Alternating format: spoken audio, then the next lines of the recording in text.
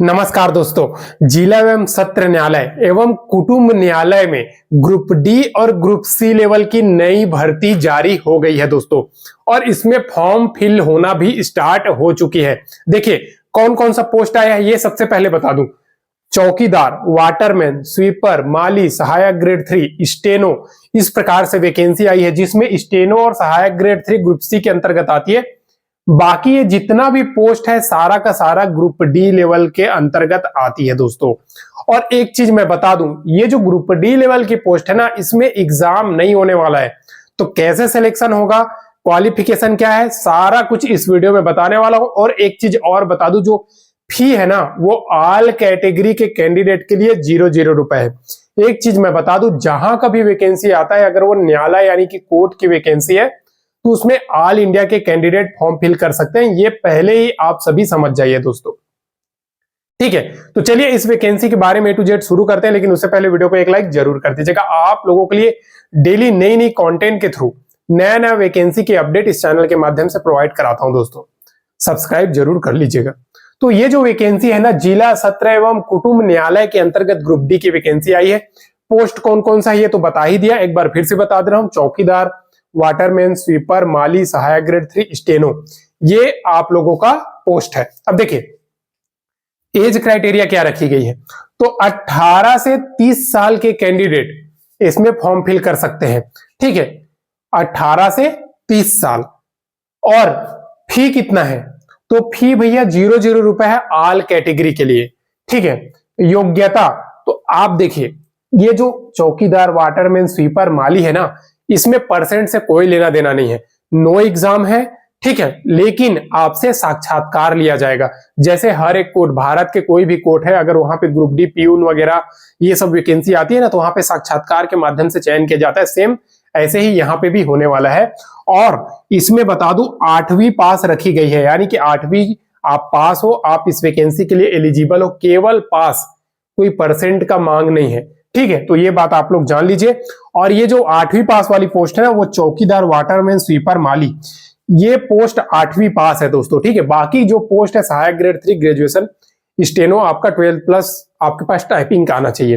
तो यही है इसका क्वालिफिकेशन। आप आसानी से अगर एग्जाम क्लियर करना चाहते हो तो आप सभी मेल और फीमेल कैंडिडेट के लिए ये चौकीदार, वाटरमैन, ये ग्रुप डी लेवल की वैकेंसी एक परफेक्ट बैच खाती है दोस्तों। क्योंकि देखिए, ना तो रिटर्न एग्जाम की झंझट है, ना तो परसेंट की झंझट है। बस आप 8 पास हो, आपको क्या करना है, इसके लिए फॉर्म फिल करके भेजना, जमा करना है। तो फॉर्म कैसे जमा करना है, कैसे फिल करना है, ये आगे आप लोगों को मैं बता देगा, ठीक है। लेकिन अगर आप ग्रुप डी लेवल की पोस्ट में चयन होते हैं तो आपको वेतन मिलेगा 10,620, क्योंकि ये कलेक्टर दर पे आधारित नौकरी है, ठीक है। आपको कोर्ट तो देखिए सरकारी है, तो वहां पे है तो नौकरी, लेकिन आपको जो जॉब मिलेगा वो कलेक्टर दर पे मिलेगा। तो 10,620 रुपए आपको per month in hand salary मिलेगा, उसके अलावा और नहीं देता है दोस्तों, ठीक है।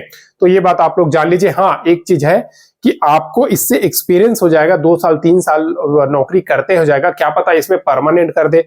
और अगर परमानेंट नहीं होते हो तो इसके एक्सपीरियंस सर्टिफिकेट के आधार पे आप अदर वैकेंसी में छूट ले सकते हो। तो ये एक बड़ी फायदा है, क्योंकि बहुत सारे वैकेंसी आते रहती है स्टेट लेवल में।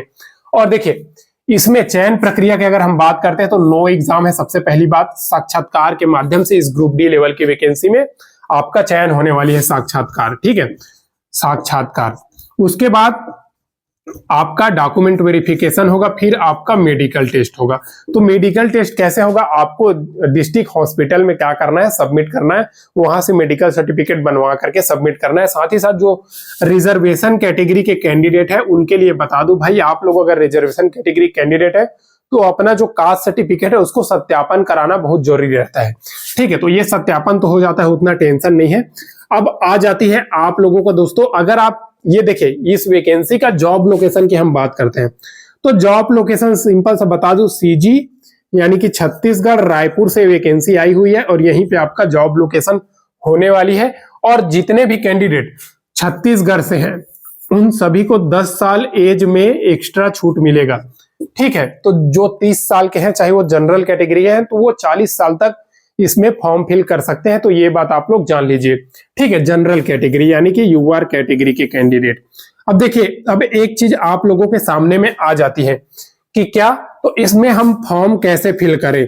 तो चलिए आप लोगों को इसमें फॉर्म मैं गूगल से ही डाउनलोड करके step by step form fill करके बता देता हूं दोस्तों आप लोगों को मैं direct step by step Google से फॉर्म डाउनलोड करना है और कैसे फिल करना है ये डायरेक्ट बता रहा हूं। तो सबके पास मोबाइल है अपना, उस मोबाइल में आप अपना गूगल ओपन कर लीजिए। गूगल ओपन करने के बाद आपको लिखना है डिस्ट्रिक्ट, ठीक है, डिस्ट्रिक्ट कोड रायपुर करके लिखना है, ठीक है, रायपुर। ये हो गया। अब सर्च कर दीजिए। सर्च करने के बाद आपके सामने में आ गया होगा। तो ये देखिए, ये डिस्ट्रिक्ट कोड यहां से भी आप जा सकते हो, रिक्रूटमेंट के ऑप्शन यहां से भी जा सकते हो। तो देखिए रिक्रूटमेंट के ऑप्शन डिस्ट्रिक्ट कोड में मैं आ गया। अब यहाँ पे देखिए सबसे पहले ये देखिए notification for direct recruitment in district and season code Raipur, एक ये वैकेंसी हो गया। उसके बाद दूसरा एडवर्टाइजिंग फॉर, देखिए ये आकस्मिकता निधि के थ्रू इसमें वैकेंसी है, तो इसके लिए इसमें ऐसा लिखा है। तो ये फैमिली एंड मतलब कुटुंब न्यायालय के वैकेंसी है, ठीक है। तो ये दो वैकेंसी आई हुई है, तो दोनों को एक एक करके मैं आप लोगों को डाउनलोड करके सबसे पहले दिखा देता हूं। तो सबसे पहले नीचे वाला दिखा देता हूं। तो मैंने ऑलरेडी डाउनलोड कर चुका हूं, तो इसके लिए दोबारा से डाउनलोड करो। देखिए कार्यालय प्रधान न्यायाधीश कुटुंब न्यायालय रायपुर छत्तीसगढ़, आवेदन प्रारंभिक 21/3/2024 11 बजे से और 10/4/2024 इसका लास्ट डेट है शाम 5 बजे तक, ठीक है। तो देखिए मैंने क्या वैकेंसी बताया था, फराश, माली, वाटरमैन, चौकीदार, स्वीपर, टोटल 15 पोस्ट है भाई, ठीक है। तो अच्छा खासा है, मतलब ठीक है। ग्रुप डी की वैकेंसी है, क्या पता इसमें से एक पोस्ट आपका हो, तो जरूर इसमें फॉर्म फिल कर दीजिएगा। तो फॉर्म कैसे फिल करना है ये भी बताऊंगा, लेकिन इससे पहले एक और वैकेंसी के बारे में बता दूं, वो भी नोटिफिकेशन डाउनलोड करके आपको बता देता हूं। देखिए यहाँ पे ठीक है। तो ये दोनों नोटिफिकेशन मैं डायरेक्ट लाइव आप लोगों को डाउनलोड करके बता रहा हूं। तो देखिए यहाँ पे बहुत सारा पोस्ट है, stenographer Hindi, stenotypist, stenographer Hindi court में, ठीक है। क्लर्क की वैकेंसी है, सहायक ग्रेड 3 की वैकेंसी, आकस्मिकता निधि के वैकेंसी है, टोटल 14 पोस्ट है, ठीक है। और ये टोटल अगर मिलाते हैं तो ये इसमें भी देखिए चौकीदार, वाटरमैन, स्वीपर, माली ये वैकेंसी है, ठीक है। टोटल 24 वैकेंसी है। अब देखिए पूरा कैटेगरी वाइज इसमें डिटेल से दिया हुआ है। अब चलिए आप लोगों को तो बाकी कुछ डिटेल मैंने बोर्ड में ऑलरेडी बता ही दिया है। अब चलिए सीधा सीधा आप लोगों को स्टेप बाय स्टेप इसका कैसे फॉर्म फिल करना है और कहाँ सबमिट करना है ये बता देता हूँ। सिंपल सा आपको स्क्रॉल करना है। स्क्रॉल करने के बाद आपको ये सब नहीं देखना है दोस्तों, सिंपल सा आप पढ़ना चाहते हो तो नोटिफिकेशन कैसे डाउनलोड करना है ये तो मैंने बता ही दिया, आप वैसे डाउनलोड करके पढ़ सकते हो।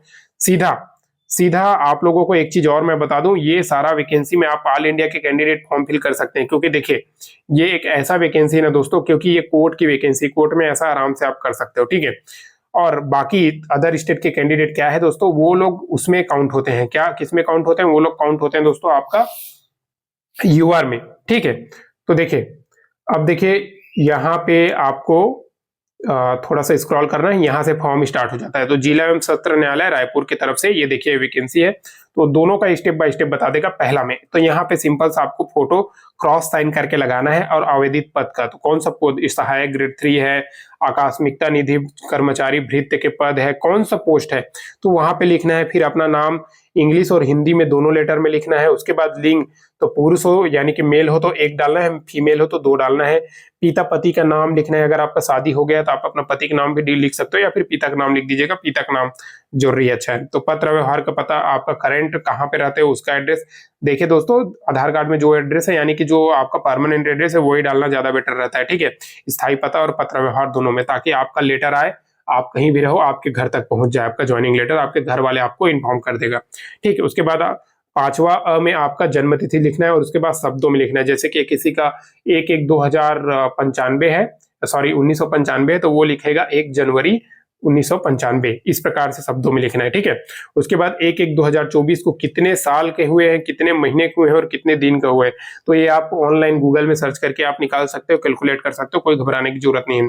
आवेदक का 7वां नंबर कॉलम में आप मोबाइल नंबर लिखना है। उसके बाद क्या आवेदक छत्तीसगढ़ का मूल निवासी है, हाँ या नहीं। अगर आप बाहर स्टेट से फॉर्म फिल कर रहे हैं तो नहीं लिखना, और अगर छत्तीसगढ़ के स्टेट के कैंडिडेट है तो हाँ लिखना। उसके बाद 9वां, क्या आवेदक छत्तीसगढ़ शासन द्वारा छत्तीसगढ़ अनुसूचित जाति यानी कि छत्तीसगढ़ के अंतर्गत अनुसूचित जाति, अनुसूचित जनजाति है, अन्य पिछड़ा वर्ग के सदस्य हैं तो हाँ लिखना, नहीं तो ना लिख देना, कोई दिक्कत नहीं है, ठीक है।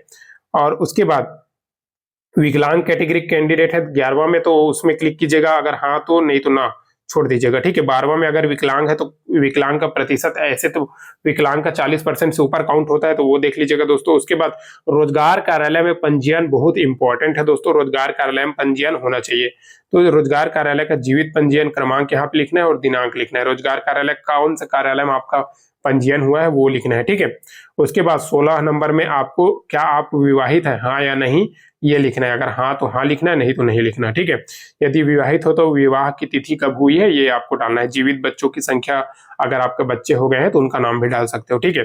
उसके बाद शैक्षणिक योग्यता, आप 5वीं 8वीं 10वीं जो भी पढ़ाई किए हो उसके उत्तीर्ण होने के वर्ष, बोर्ड यानी कि कौन सा बोर्ड से पास हुए हो, सब्जेक्ट क्या है, प्राप्तांक पूर्णांक क्या है, प्रतिशत कितना है, ये लिखना है आपको, ठीक है।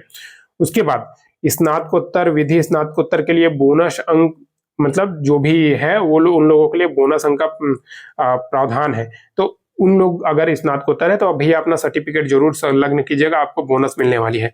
उसके बाद क्या आवेदक शासकीय अर्ध शासकीय, मतलब आप अगर सेवारत है तो आप यस लिखिएगा, नहीं तो ना लिख दीजिएगा, ठीक है।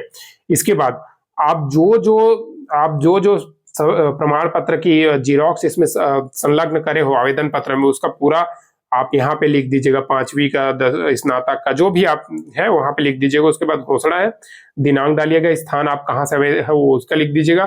फिर आवेदक का हस्ताक्षर, नाम, पूरा पता, मोबाइल नंबर, ईमेल आईडी लिख करके एक पेपर फॉर्म में भर करके दोस्तों, एक लिफाफा में भर करके आपको इस पते में, देखिए यहाँ पे एक एड्रेस दिया हुआ है, आपको यहीं पे बोल दो, कार्यालय जिला एवं सत्र न्यायाधीश रायपुर छत्तीसगढ़ में एक लेटर बॉक्स बनाया गया है, उस बॉक्स में लेकर के आपको क्या करना है, जमा करना है। बस आपका फॉर्म जमा हो गया।